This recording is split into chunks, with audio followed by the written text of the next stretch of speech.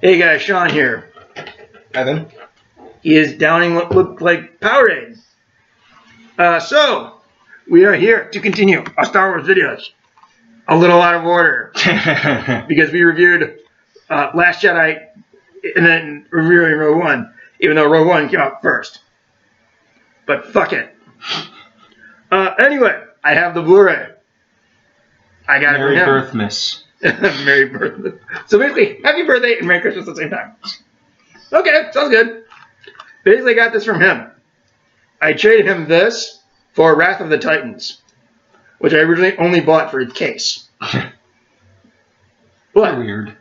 Yes, I am weird. Thank you. You're gonna spend that much money just for a case. It was very cheap, my friend. It was like, I think, $2, I think. Where'd you get it? Goodwill? Yes, actually, yes. Huh. Well, I guess that wasn't too bad then. Hey, I got that Blu-ray player for like $15. A $90 Blu-ray player for $15 at Goodwill. That's where I got mine, and mine I paid like $20 for mine, and mine's like almost 3D Blu-rays. That's probably why yours is more. Mine was a regular Blu-ray player. But anyway, we are reviewing Rogue One. So Rogue One, A Star Wars Story is a 2016 American epic space opera film directed by Gareth Edwards, the guy who directed Godzilla.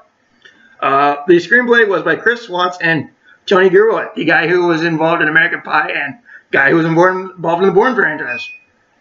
And also Chris Watts, I think, directed New Moon. I don't remember. Twilight. Yes. It is from a story by John Knoll, who is the ILM head honcho, and someone named Gary Whitta. I have no idea who that was. It was produced by Lucasfilm and distributed by Walt Disney Pictures. It is the first installment of the Star Wars Anthology series, which makes me wonder why it's called A Star Wars Story, not Star Wars Anthology Rogue One, but it is what it is. The cast includes Felicity Jones, Diego Luna, Ben Mendelsohn, Donnie Yen, Mads Mikkelsen, Alan Tudyk, Riz Ahmed, Jiang Wang, and Forrest Whitaker. Let's see. The Allstate guy? I don't know. The movie was released December 16, 2016, with a runtime of 2 hours and 13 minutes. The budget was roughly $265 million and made back $1.056 billion. So this movie was based on an idea pitched by Noel 10 years before it entered development, so roughly around the prequel trilogy era, I'm assuming. The film was made to be different in tone and style from the traditional Star Wars films, omitting the customary opening crawl and just transitional wipes, which was sad. The film Rogue One follows a group of rebels on a mission to steal the Death Star plans, the Galactic Empire superweapon, just before the events of A New Hope. So yes, so since we got all of that out of the way. That was a mouthful. Yes, it was. That's what she said. So where do you want to start with this movie? Yeah. Well, the order I guess we usually go in. Okay, let's talk about this. I will say this. When I heard... Okay, I've said it before and I'll say it again. When I heard about these new Star Wars movies coming out, I'm like, why? The story is done. Why must we add more? And then Force Awakens came out, I was like, you know what? I don't like it. No. I mean, I get why Force Awakens was made the way it was. People didn't like the prequels, they were disappointed with them, and so to use a cartoon, but most people weren't. Well, That's what I'm most saying. people are idiots. Let me finish though. But most people didn't like the prequels, and to use a car term, they wanted to prove there was still some gas left in the tank. So they made what essentially George called a retro movie to bring fans back. So I get why they did it, but it was still extremely lazy. Okay? And then they go to this movie, it's like, so you got the guy who directed Godzilla, which was a very bad movie. I liked it. It was boring. There was barely any Godzilla in it. And you have Quicksilver and Scarlet Witch as a married couple. Ugh. Ugh. Happy I'm gonna... Ugh. Talk about incest. Ugh. Yeah. Oh, and yeah, they kill off Bryan Cranston very early in the movie. Fuck you. Hey, it's still better than the Broderick one. I've never seen it, so I can't really qualify that. It's not really a Godzilla movie. You have more scenes of Godzilla Anyway, So, the fact that Gareth Edwards was the director made me worried. Because I didn't like Godzilla. But the fact they had Tony Gilroy as one of the writers which was one of the writers of the Bourne series, I'm like, okay, this gives me a little hope. But I'm thinking, are we getting Matt Damon Bourne or are we getting Legacy Bourne? Because Legacy was bad. I liked it. But I saw this movie. I liked it. I liked it a lot. Now, one of the problems with the movie, my friend, is this movie, much like Suicide Squad, went through reshoots. Reshoots up the wazoo, probably. And none of them were noticeable, though. This is not a fan-forced situation where the reshoots are entirely noticeable. Oh, I hated fan forced it. You and me both. I'm just saying, though, as far as like the reshoots thing, these are not as noticeable. Because especially if you watch Fan Force Stick, you can clearly tell Kate Mara's hair changes from her real hair to a fake wig. And when you see the fake wig, that is clearly the reshoots. Oh, it stuck it out with a sore thumb. Yes, it did. But none of the reshoots in this did. And like, thank God. Yeah, it was very coherent. It seemed to flow right, and really didn't notice any problems. Some of the continuity problems, probably. Oh, well, yeah. But you're at this point, dude, we're like what? At this point, we're like eight movies in, maybe? Yeah, like probably 40 years since the first one came. Well, I'm talking about as far as movies. We're about 8 movies into the Star Wars franchise when this came out. So this franchise is going to be like the X-Men series, where the continuity is entirely fucked up. But yeah, I quite enjoyed this movie despite the reshoots.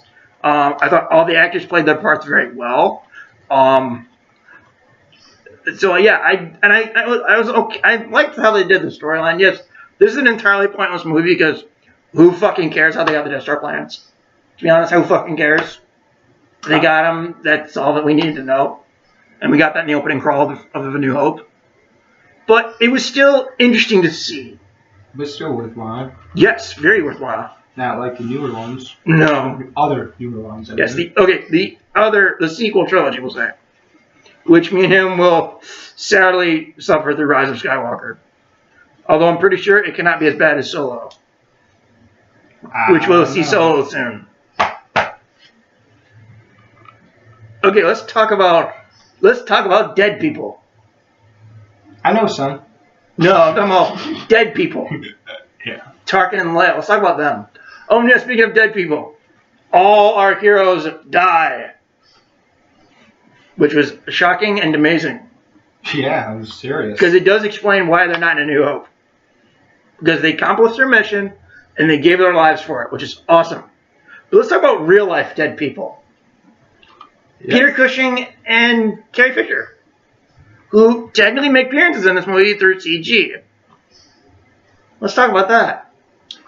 With the CGI for Leia, I will admit I think it kind of looked flawless. It was a problem with Tarkin. It looked like it was having a clipping effect. Well, you figure, dude, with Leia, she's only in the movie for like maybe 10 seconds. Yeah. Tarkin's in the movie for like roughly 3 minutes, if not more. Yeah. So Tarkin was more. Really just you just saw her talking, staring into the distance, flabbing. And fun fact, the line where she says "Hope," that's actually Carrie Fisher's voice. They were able to take a line from A New Hope and use it in the cameo, which I thought was really cool. They were able to do that. And I also heard that Fisher actually had some input on this, which I thought was really cool. And this movie came out 10 days before her death. Jeez. Yeah. Quite a send-off. I know, right? Dude.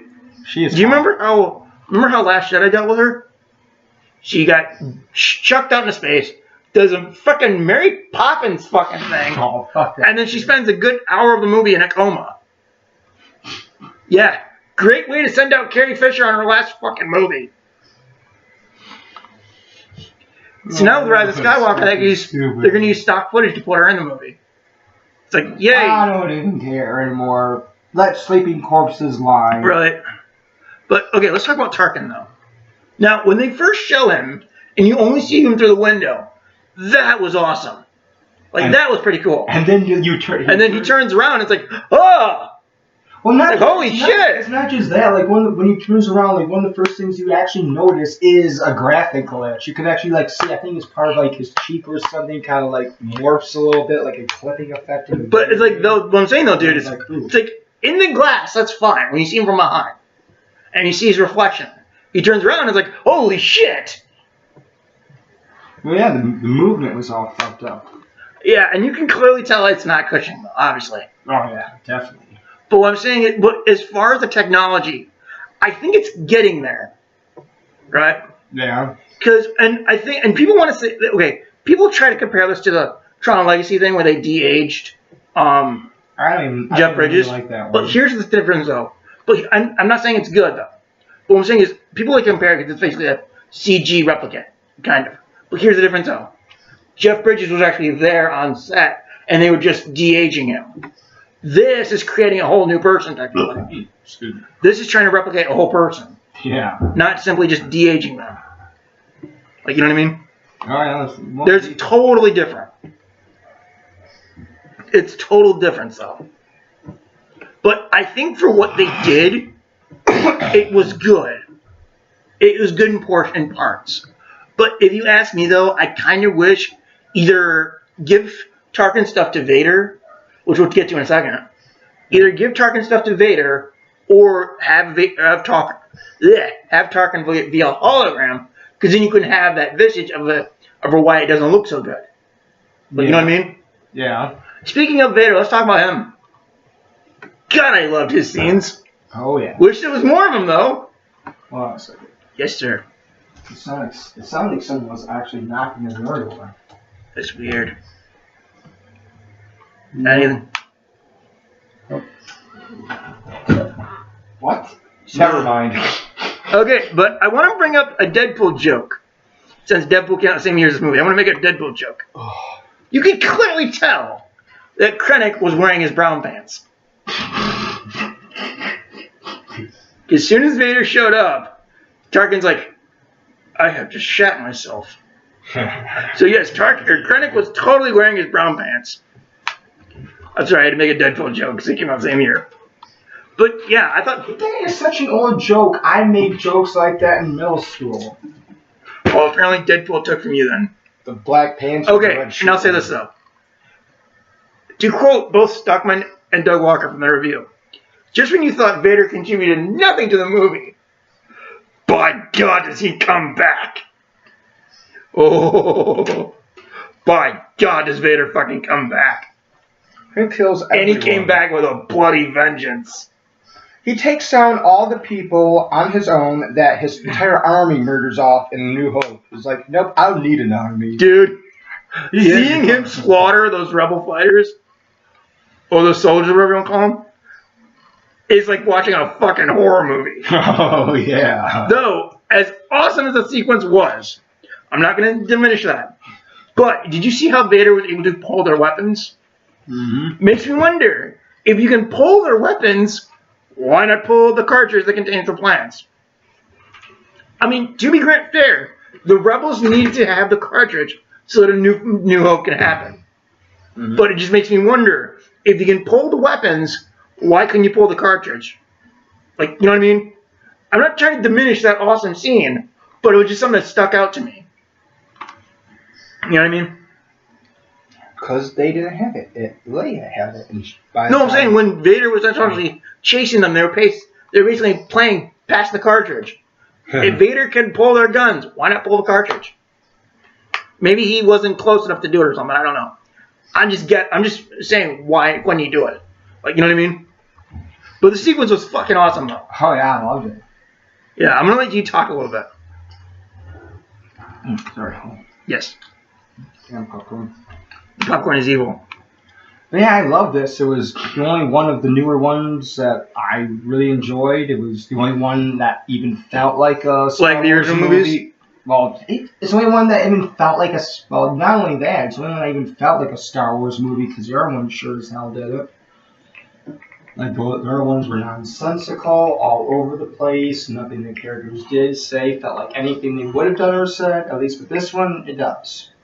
Yeah, and in this one, you at least have an excuse for some of the recurring elements. Like, TIE fighters, stormtroopers, X-wing. The AT-AT. Well, I'm saying it's, you have Camel an excuse for using X-wings, TIE fighters, and all that stuff. Whereas in movies like Force Awakens and Last Jedi, it feels like it's just there to sell a toy or to tap in your nostalgia.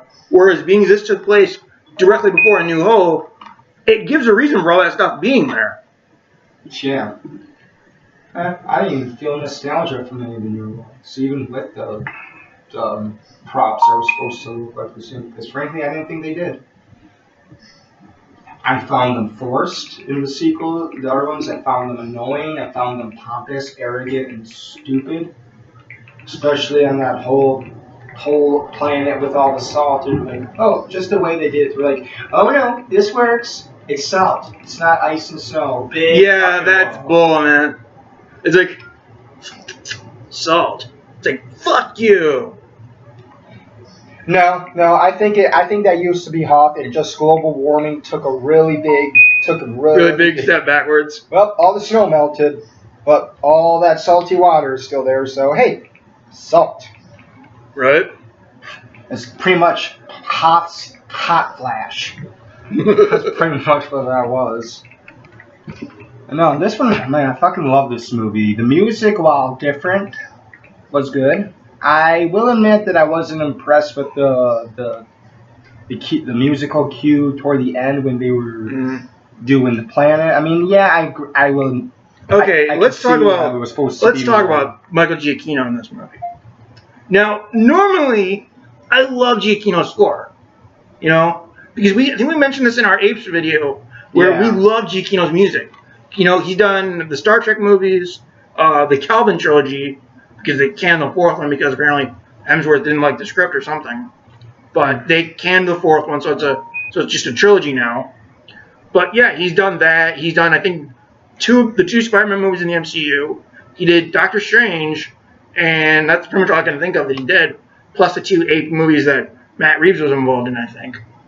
Oh, the last two? Yeah, so he's done good music. But this is just probably one of the weakest parts of the movie, I think. Yeah. Which, ironically, he was supposed to do the music for Force Awakens, I read. But he respectfully declined, saying he'd rather hear a John Williams score. So it's just ironic that he did this. And even that didn't save the sequels. Sadly, no. I mean, look. Yes, I agree with that. The music is not as good as the other 6 movies, but in a movie full of crap, it's probably the best part of the movie. If that makes any sense. Yeah. Still doesn't change the fact that it's crap. True, but here's the thing, though. I actually read that someone named Alexander Desplat was supposed to do the music for this. That name sounds familiar. Yeah, I think they did. Go grab a Harry Potter and the Deathly Hallows. Both of them. Because I'm pretty sure the one person who did the music for Part 1 did Part 2 as well. Since Part 1 and 2 are being filmed simultaneously. I can find it better than you. Anyway. Sure you can. Yeah, Alexander Desplat. Part 2 and Part 1. Yeah, Alexander Desplat did the music for Deathly Hallows. But because of the extensive reshoots to Rogue One, Desplat was unavailable, and so they pulled Giacchino, I'm assuming, directly from Doctor Strange, and was given maybe 3 weeks to do the score. He was given just under a month to do the score, and you can clearly tell. To be honest, with this one, it's not really that I didn't like the soundtrack. I liked it.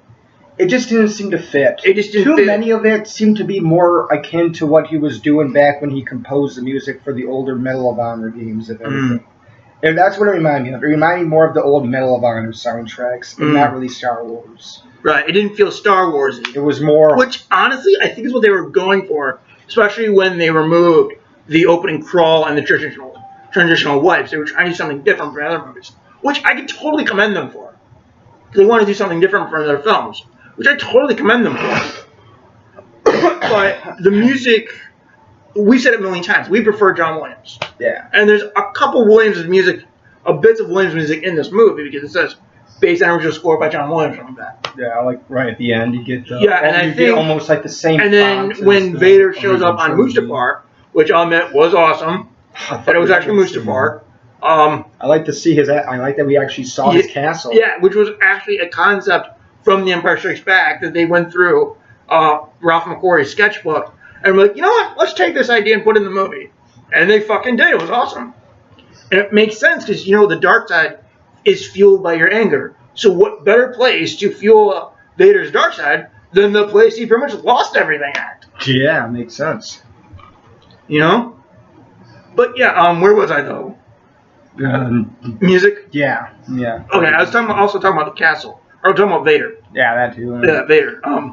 But yeah, like I said, when Vader shows up on Mustafar, and when Krennic wears brown pants, yes, I will make the Deadpool joke.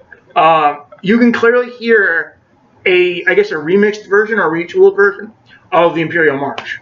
Yeah. When Vader walks out, which I thought was really cool. Oh, I love Imperial. Oh, and yeah, speaking of Imperial March, in Solo, it's apparently the Empire's recruitment theme. Yay!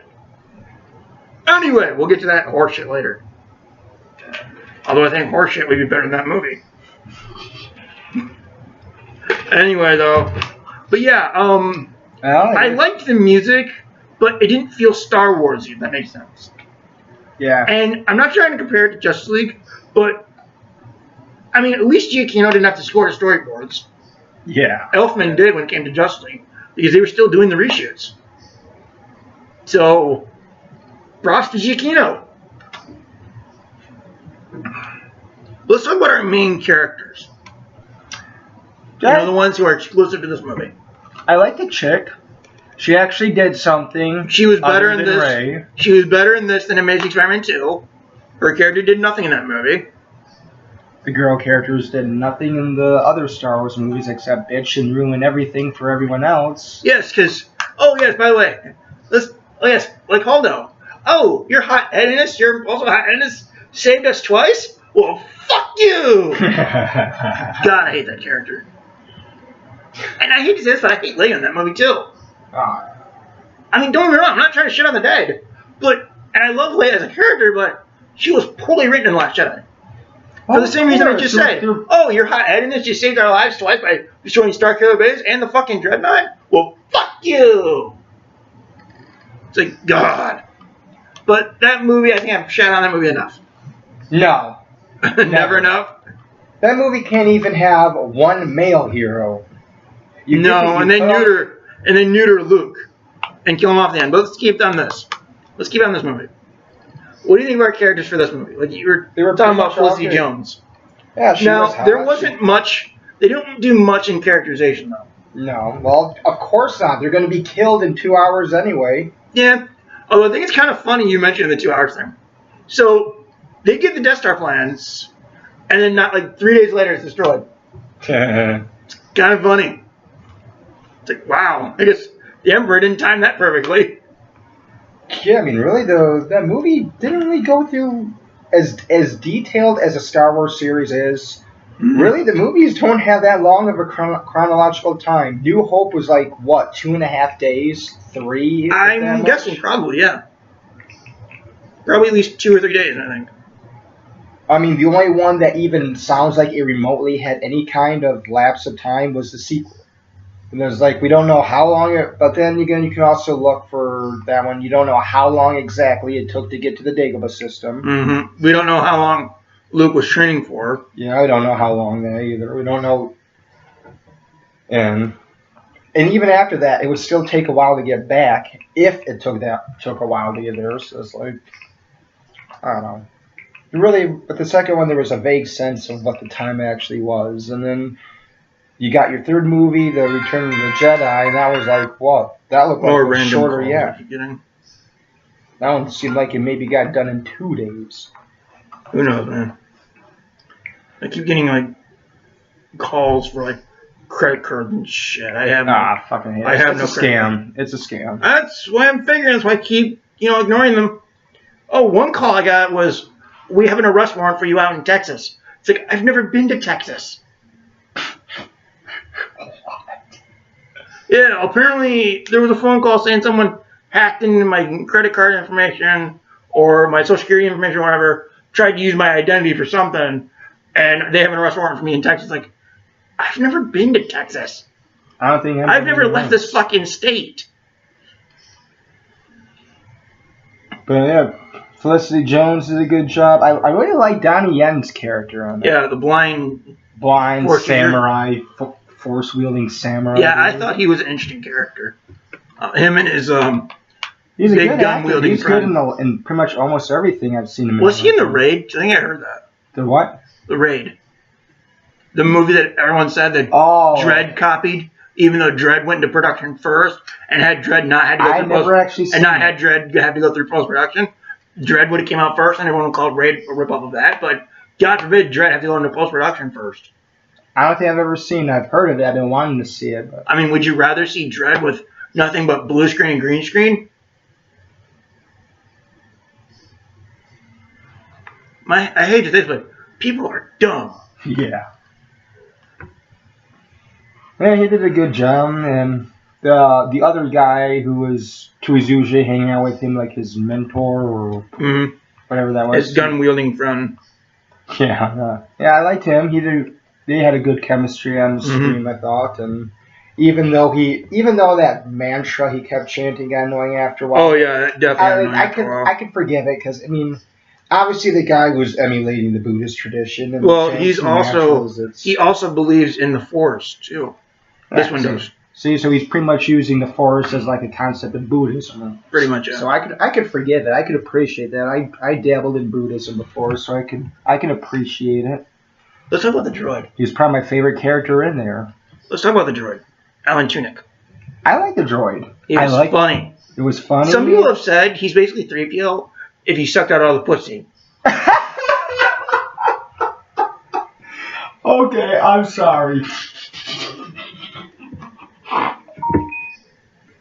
Okay, would you prefer to say the cowardness?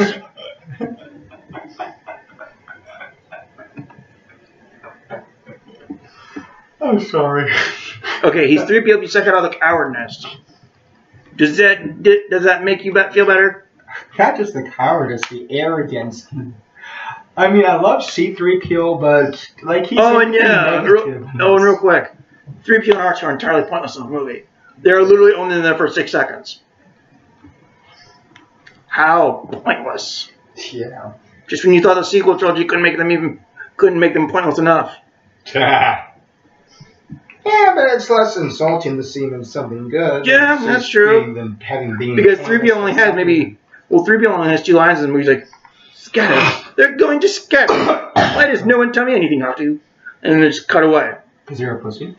That's why we don't tell you anything. Because if we tell you, then you'll go whining off, running around, whining, giving up. Honestly, dude, I think it's why they don't explain anything in the sequel trilogy. Like, what? You didn't like explanations for prequels in the prequel movies? Well, then here you go, nothing.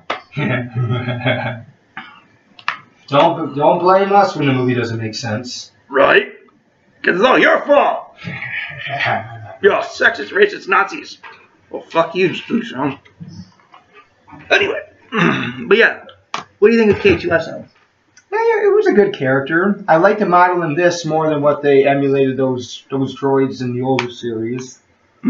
I mean, granted, they didn't talk and really didn't do much of nothing except walk people around the prisons. So it was good to see one with a personality. Yeah. That wasn't all about droid rights or droid. Oh, just wait, my young friend. Just wait. I already know. That's why I brought this. Good, you'll need it. Russian vodka. Poisoned by Chernobyl.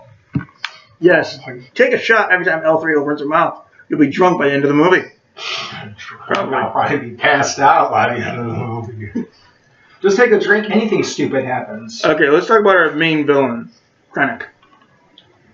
That was the guy that was in the white shirt the whole time? Yeah. I like that. I thought it was a good villain. I actually probably would have wanted to see him play a Tarkin, because for the longest time I actually thought he was Tarkin until they were saying him, and I was like, no. No, they did CG on Tarkin. So this is like, okay. Play Tarkin. This is probably the second movie I've seen Mendelsohn in. The other two were The Dark Knight Rises and Captain Marvel. You never watched the show Hannibal? No. You never saw the Hannibal show? No. Yeah, you were missing out. That was a good show. No, Mendelsohn doesn't even play Hannibal. You're thinking of Mads Mikkelsen. Oh, yeah, the other one. Yes. Which is actually kind of funny if you think about it. This is the second Disney-related movie that Mikkelsen did that year. The other was Doctor Strange, where he played the villain. So that one was made when Disney took over. What? Doctor Strange? Yeah, apparently Marvel was bought out by Disney in 2009, but yet the Paramount logo still showed up in their movies until I think Iron Man 3. I think Iron Man 3 was the first one to drop. That is Paramount. Was to drop the Paramount logo. I like Paramount. It's better than Disney, I'm just saying, though, dude. especially modern Disney. What, because they're greedy and stuff? Yeah. Disney's greedy, they're manipulative, they're an entity that's worse than Satan. I think there's... Yes, Satan. Satan? Satan. I don't know, man. Who could it be? Who could it be that goes into our lives? It could be, Satan? I'm sorry, I just had to do a church lady reference. Oh, I heard about that one. Because they do kind of a reference on Celebrity Deathmatch. Where Dana Carvey and Mike Myers had to pick 5 characters for theirs to be, and that was one of them. Freaking love church lady. I grew up with that shit. Anyway. Yeah, well, Mads Mikkelsen, he did a good job for this one, despite how little he was in. Yeah, and they kind of cover up a 4-year-old plot hole, which is still technically a plot hole. People were wondering, how did the Empire not know about the weakness of the Death Star? They say in this movie it's because he put it in there as a big fuck you to the Empire. Oh, he didn't want to build it. I don't blame him. Problem. If the Rebel Alliance can still find the weakness, why can't the Empire? So it's still technically a plot hole. Yeah, no, and as I was saying, I like that they tried to explain it, but it's still a plot hole. If the Rebel Alliance can find it so easily in the plans, why can't the Empire? Yeah. So another thing that I brought up before we even turned the movie on, like going with the psychic powers of the dark side of the Force, that like if their powers were that in tune with their psychicness that they could like perceive, like as a sixth sense, oh, every time someone goes on the space station, every time the space station was changed, if they really had that much power, how could they not even begin to accentuate that, hey, this guy pretty much put a glory hole into our space station? Well, technically, dude, as we found out, Vader was just chilling in a bath. He was chilling in the bath. What, does the water dilute his psychic powers? I don't know.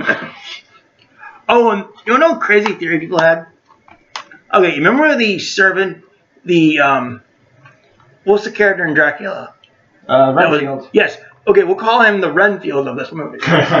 You know, the guy who went in to tell Vader that Krennic arrived? Mm-hmm. We shall call him Renfield for this. Yes, master.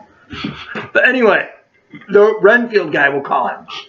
People were thinking that was Snoke until The Last Jedi came out. But apparently, all the theories went to hell when he died. It's like, fuck you, Rian Johnson. But anyway, yeah, that's funny, though, how people thought the Renfield guy, we'll call him, was Snoke. That is funny. I don't get why people put bullshit, though, on that line. It's like, oh, he made a pun. It's like, really? You're gonna put that much bullshit that he made a pun while the whole series he already had that over the top way of talking. Yeah, just like, because he never apology, really made a pun. like that's like apology accepted, Captain Newdog. Yeah, it's like that's not a pun. He always had that over the top, almost modern Shakespearean way of talking, and you're not gonna bitch about that, but you're gonna bitch that he says, "Do not choke on your own escalations." It's like, be careful not to choke on your aspirations, Director. I'm not choking on them. That's you. Why don't you lay your fingers off me? Were you trying to imitate Stewie? Maybe. Anyway, what else you want to talk about? We're around 33 minutes already.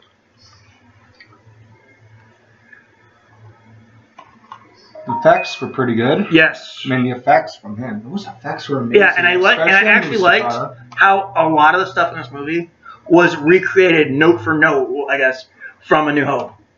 Like how they recreated Yavin 4, they recreated the Death Star. Even the Death Star plans were pretty much the same as the original movie. So they really did their fucking homework. Yeah, I mean, even though it really didn't have world building, at least they gave each world its own, Identity. good look. I mean, well, yeah, its own identity, but it looks good because, for one, at least half of them we already got before, but even the ones we didn't, they were still original. Mm-hmm. Unlike... Yeah, and there was one planet in this movie with a name that's clearly an anagram for Obi-Wan. Wanobi or something. Yeah. Oh, and yeah, they also bring back Bail Organa in this movie, which I thought was really cool. And they do kind of reference Obi-Wan in the movie, where Mon Mothma's like, the Jedi, or something like that. Yeah. And he's like, he served me well, essentially, he served me well during the Clone Wars. He's been in hiding since the Emperor's Purge. Like, we know you're talking about Obi-Wan. And then she's like, you're going to need someone you trust. And he's like, I would trust her with my life. Leia. So yeah, I like how they tie this into A New Hope. Oh yeah. Like, I mean, there's a couple of continuity problems, like how in A New Hope, a lot of the dialogue with the Empire, like when this battle station will be fully operational, etc., etc. So fully operational means you can fire it. Yeah. But yet they fire it in this movie. Yes, they say it's on a lower setting, so it technically doesn't conflict with Alderaan, but it still kind of does in a way. Yeah. But I can buy it because they say it's a low setting. Now, if it was a planet-destroying setting, then fuck you. Yeah, because you never actually see it destroying the entire planet. It just destroys the general populace. Yeah, it just destroys a city, basically. Yeah. It doesn't destroy an whole entire planet. So technically, Alderaan is still the first test. Yeah. But it's still somewhat of an error, but it's lessened of sorts. You know what I mean? Yeah. Like, I felt like... And speaking of Alderaan, when Bail Organa's like, I must return to Alderaan and say that there will be no peace, like, no, please don't go! Yeah, but it feels like that the different, settings for it actually changed the way it was. Mm-hmm. In this one, it was an explosion, but with the concept of the way of Alderaan, I think it was more of an implosion. It implodes upon itself, and then everything scatters out. But yeah, man, I really enjoyed this movie. I really dug it. Oh, I loved it. It's a great addition to the franchise. I'm kind of pissed off I gave it to you. I'll just download it. Mine. Hey, I gave you Wrath of Titans as trade. Yes. There's no Indian trade. Well, there's no Indian trade. I do have some Hopi in me. I have no idea what that means, but okay. Hopi Indian. Oh, ha, smartass. And a little bit of, I think, Cherokee somewhere. Yeah, but I find it weird, though, how this says... No, not Cherokee. I'm not trying to blame you, dude, but I find it weird how it says Blu-ray DVD, yet there's no DVD. Star Trek Beyond was the same way. It says Blu-ray DVD, yet there's no DVD. So, it's kind of funny. Oh, hell, I got the other Star Wars movie on Blu-ray, too. Except Force Awakens and The Last Jedi. I'll never buy those. And so on. I don't plan to buy that either. Nope. Oh, funny thing, I was actually thinking about buying this at Barnes & Noble, but it was like $40 fucking there. Yeah. Their Blu-rays are so expensive. I'm like, fuck, I could find these movies cheaper at either Meijer, Walmart, or Kmart, probably. I could find them probably half the fucking price. Well, you got it for the right price. No price. Exactly, free. So, anything else you want to talk about this movie? No, I really think we covered everything. Yes. There really isn't too much you can do to expound on this one, since half of it we kind of either already seen or already know about. But there's enough to it that it's still a worthwhile movie. It's definitely worth watching, and does way more for the series than the sequel shit we're getting now that does nothing but turn it into shit and bury it in the grave. Mm-hmm. Yeah, and the fact they focused on entirely new characters for the most part doesn't derail the original movies. No. And I like that. It doesn't shit on the old movies like the sequels do. Well, of course not. The movie wasn't made with liberal propaganda in mind. Although Solo kind of does, but we'll get to that when we review the movie. I know. I know, we gotta suffer through it. Hey, there's been movies you probably made me suffer through. Hey, they were better than that, though. I'm not saying they weren't. I'm just saying. There's been movies you made me suffer through. Like what? The Keep. That is a great fucking movie. That was shot to death, though. Yeah, it was still way better than the sequel. Series. It still makes sense for the most part for what we Did got. Well, for what we got. Did it, though? Yeah. So anyway, what would you give this as like a rating? Probably a 7. I would probably say the same. I gave pretty much all the original trilogy, except for I think the third one 8. I think the third one I got a 7. It's like, it definitely deserves a high rating, but since it's not really the most original thing, you really can't rate it as high as you would of what it's emulating.